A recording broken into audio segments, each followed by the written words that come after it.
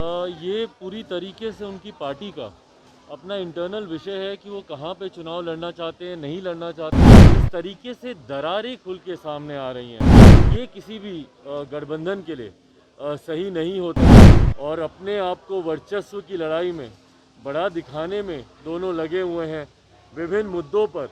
बिहार में एनडीए गठबंधन में कुछ ठीक नहीं चल रहा है, क्योंकि जिस तरीके से मुकेश सहनी पर पलटवार किया जा रहा है और उत्तर प्रदेश चुनाव को लेकर भी बातें काफ़ी तेज हो गई हैं। ऐसे में आज लोजपा रामविलास के राष्ट्रीय अध्यक्ष चिराग पासवान पटना एयरपोर्ट आए हैं, जहां पर उन्होंने मीडिया कर्मियों से बात करते हुए कहा है कि तमाम पार्टियों का अपना स्वतंत्रता होता है कि अलग राज्यों में गठबंधन हो तो अलग बात है, नहीं तो स्वतंत्र भी चुनाव लड़ सकते हैं। लेकिन जिस तरीके से मुकेश सहनी जी के साथ किया जा रहा है, अब ज़रूर एनडीए में मनभेद और मतभेद दोनों शुरू हो गए। क्या कुछ कह रहे हैं चिराग पासवान, पहले आप सुने।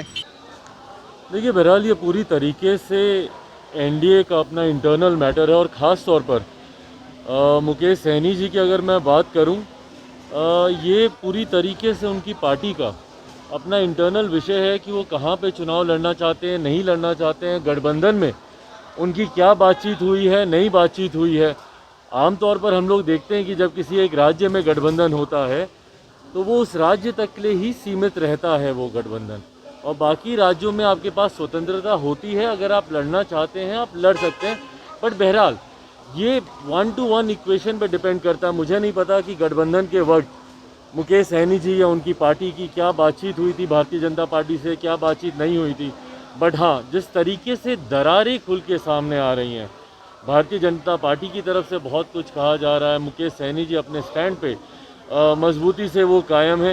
ये किसी भी गठबंधन के लिए इस तरीके के मतभेद जो धीरे धीरे मनभेद में भी बदल रहे हैं, ये किसी भी गठबंधन के लिए सही नहीं होता है। बट बहरहाल वैसे भी एनडीए गठबंधन में कुछ सही तो चल नहीं रहा है।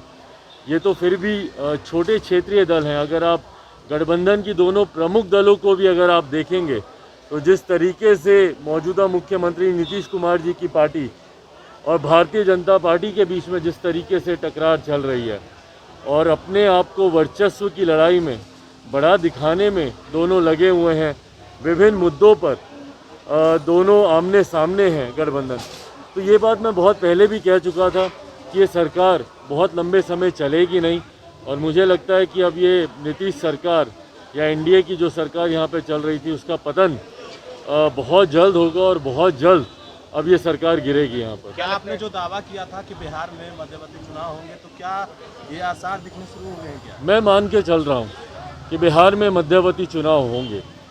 कोरोना की वजह से जो यात्रा मुख्यमंत्री जी की, जिस तथाकथित, मैं इसको तथाकथित ही बोलूँगा, समाज सुधार, क्योंकि मैं नहीं मानता कि बिहारियों को सुधारने के लिए मुख्यमंत्री जी को ऐसी किसी यात्रा पर निकलने की ज़रूरत है। बट बहरहाल जिस तथाकथित समाज सुधार यात्रा पर मुख्यमंत्री जी निकले थे, ऐसी यात्राओं पर अमूमन वो तभी निकलते हैं जब वो खुद चुनाव की तैयारियों में लगते हैं। वैसे हम लोग मुख्यमंत्री जी को बड़ी से बड़ी घटनाएं हो जाती हैं, हम लोगों ने आज तक कभी नहीं देखा कि मुख्यमंत्री नीतीश कुमार जी कहीं जाते हों या किसी परिवार से, पीड़ित परिवार से, जहरीली शराब से, पर आज तक हम लोगों ने मुख्यमंत्री को कहीं नहीं देखा कि वो कहीं आए जाएँ।